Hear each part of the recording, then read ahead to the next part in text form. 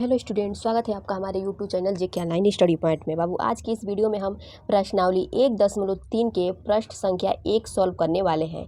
Question है आपका कि सिद्ध कीजिए कि √5 एक अपरिमेय संख्या है। जब ऐसे क्वेश्चन आता है तो उसका सॉल्व करने का तरीका क्या है, चलिए देखते हैं। सबसे पहले यहाँ पे हम ध्यान देंगे, यहाँ पे दिया है अपरिमेय। जब यहाँ पे अपरिमेय दिया है तो हम इसका उल्टा कर देंगे, यानी अपरिमेय का उल्टा हो जाएगा परिमेय। इसको हम हल करेंगे। पहले दिया है अपरिमेय तो हम इसका उल्टा कर देंगे तो परिमेय, यानी माना कि √5 एक परिमेय संख्या है। क्या है? एक परिमेय संख्या है। परिमेय संख्या है। परिमेय संख्या क्यों? क्योंकि हमें अपरिमेय का उल्टा करना है, इसके लिए परिमेय संख्या। अब आगे आपका हो जाएगा √5 = a/b। a/b क्यों? परिमेय, क्योंकि परिमेय संख्या उसे हम कहते हैं जिन्हें हम a मतलब भिन्न के रूप में लिख सकते हैं। उसे ही हम क्या कहते हैं? परिमेय संख्या कहते हैं। जिन्हें हम a/b के रूप में लिख सकते हैं, यानी भिन्न के रूप में, उसे ही हम कहते हैं परिमेय संख्या। जहाँ a और b सहअभाज्य संख्या है। क्या है? सहअभाज्य संख्या है। सहअभाज्य संख्या है। सहअभाज्य संख्या है। अब आप सोचेंगे कि सहअभाज्य संख्या किसे कहते हैं? सहअभाज्य संख्या किसे कहते हैं? ऐसी संख्या को हम सहअभाज्य संख्या कहते हैं जिसका महत्तम समापवर्तक 1 होता है। क्या होता है? महत्तम समापवर्तक 1 होता है। उसे ही हम बाबू सहअभाज्य संख्या कहते हैं। अब आगे हम लिखेंगे √5 = a/b। ये आपका हो गया बाबू a/b।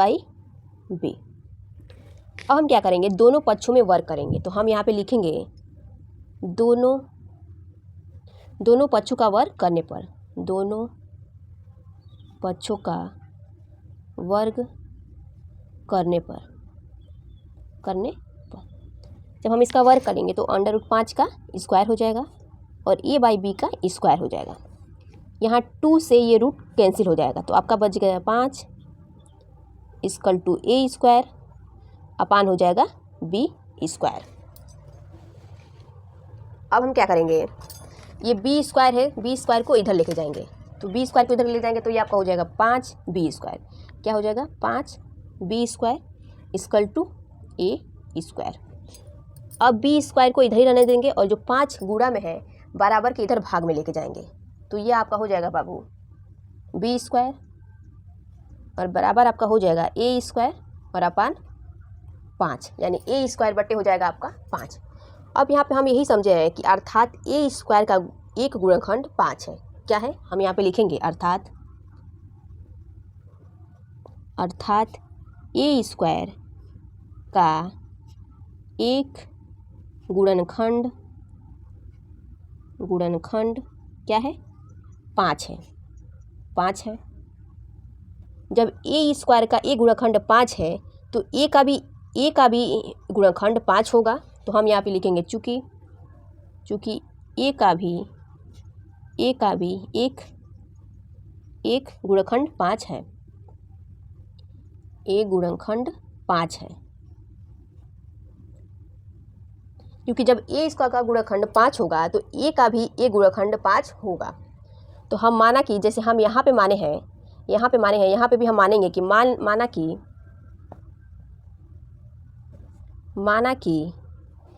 कि a बराबर 5n। क्या? a बराबर 5n, जहाँ n कोई पूर्णांक है।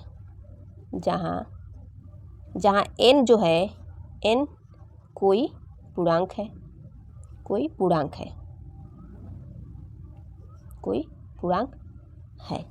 तो ये हो जाएगा। यहाँ से हम लेंगे √5 = a/b, जो ऊपर जो दिया था, यानी √5 = a/b।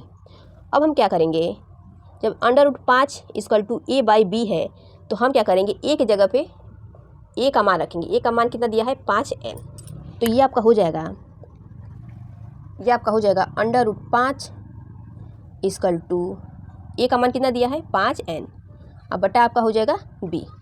अब हम क्या करेंगे, दोनों पक्षों का वर्ग करेंगे। जब दोनों पक्षों का वर्ग करेंगे तो हम यहाँ पे लिखेंगे कि दोनों पक्षों का वर्ग करने पर, यहाँ पे लिखेंगे दोनों पक्षों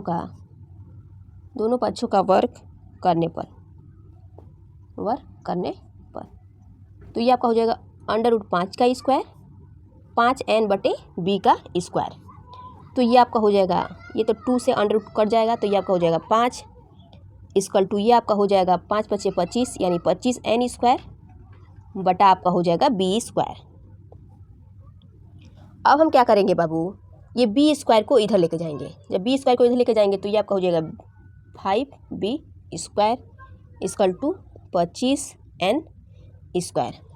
अब यहाँ से हम b स्क्वायर का मान निकालेंगे। जब b स्क्वायर का मान निकालेंगे तो ये आपका हो जाएगा b स्क्वायर इक्वल टू, ये गुणा में है तो बराबर की इधर जाएगा तो भाग में चला जाएगा, तो ये आपका हो जाएगा 25n स्क्वायर और बटा आपका हो जाएगा 5।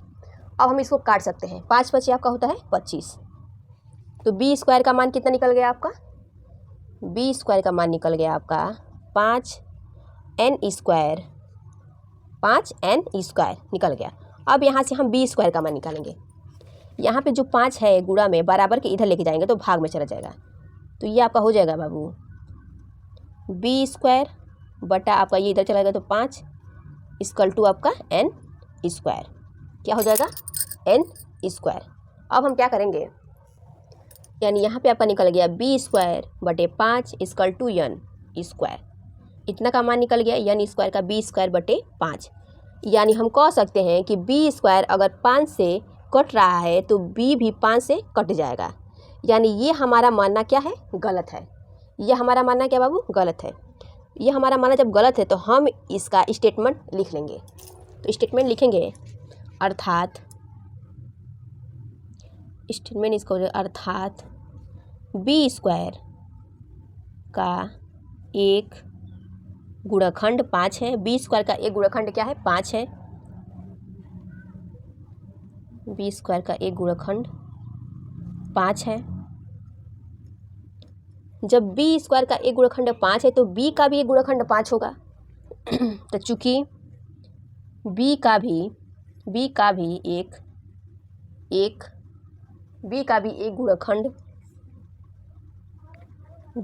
गुणनखंड 5 होगा, 5 है, तब a और b का भी गुणनखंड क्या हो जाएगा, तब a और b का भी गुणनखंड 5 है, यानी a और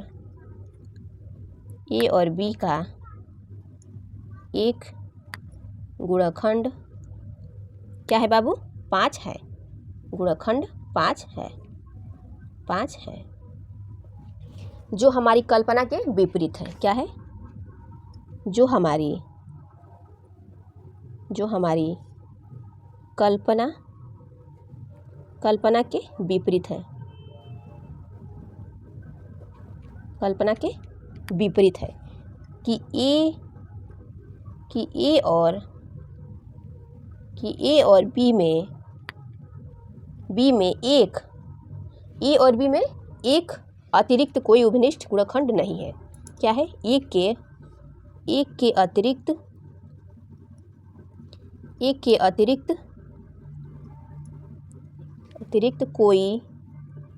अतिरिक्त कोई उभनिष्ठ गुणनखंड नहीं है।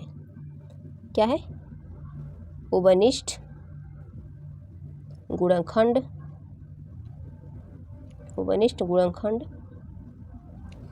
नहीं है। अतः हम लिख सकते हैं, अतः ये आपका हो जाएगा, अतः √5 एक अपरिमेय संख्या है। √5 क्या हो जाएगा, √5 एक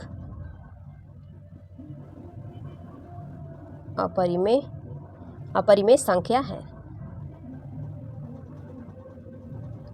और हमें यही तो सॉल्व करना था बाबू, हमें यही सॉल्व करना था कि सिद्ध कीजिए कि √5 एक अपरिमेय संख्या है। तो यानी हम सिद्ध कर लिए। उम्मीद करती हूँ बाबू ये वीडियो आपको अच्छी तरह समझ में आया होगा। यदि वीडियो अच्छा लगे तो लाइक, कमेंट, शेयर और चैनल को सब्सक्राइब जरूर करें।